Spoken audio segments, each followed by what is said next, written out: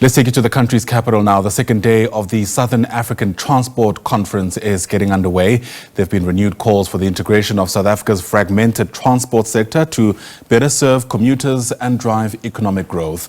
Watching developments for us there is SABC News reporter Nosipho Radebe, who joins us now live. And Nosipho, my understanding is that today there's a special focus on aviation.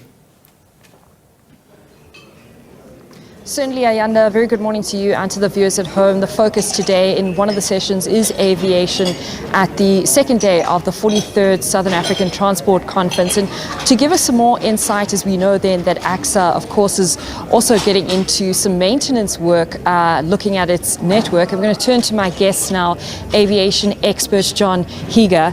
John, a very good morning and thank you for your time this morning. Thanks for having me. We heard, of course, from the Transport Minister yesterday that AXA is moving ahead then with its maintenance, infrastructure maintenance plan. Talk to us about that, especially as we've got aviation in the spotlight this morning. Okay, thank you. I found what the Minister had to say was pretty enlightening in the fact that she has reinforced the strategic position of AXA as the primary provider of airport infrastructure in the country. And also in the medium-term development framework, two of the targets or objectives are aviation-related, both traffic growth and freight growth. The targets are aggressive, but it means that total coordination across the whole of the sector is going to be needed to meet those targets by 2029. So when we look at the sessions that are going to be taking place today, then what can we expect then, as we've got, researchers, various people from various stakeholders from universities as well joining these sessions today? What sort of discussions will be taking place? One of the big disruptive technologies, and it's a theme for a lot of the aviation discussions we're going to have today, is how we integrate drones, unmanned aircraft systems into conventional aviation. And our keynote speaker, Professor Tomaselli, has just given us some sort of insight as to what's happening in Europe, where the growth of drones is absolutely explosive. We've lagged a little bit behind in the sense that we were one of the first countries in the world to introduce drone legislation about 10 years ago. There's a lot of catch up to do, and we've got some pretty interesting lessons from the professor.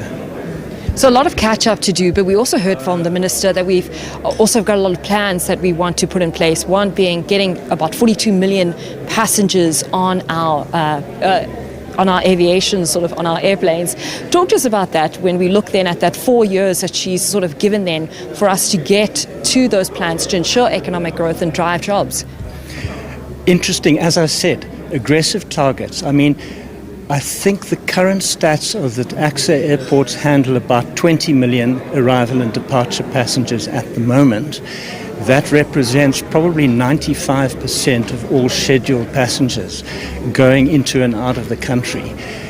The target is effectively doubling that within 5 years. So that's double-digit growth that we're planning for, shoulders to the wheel.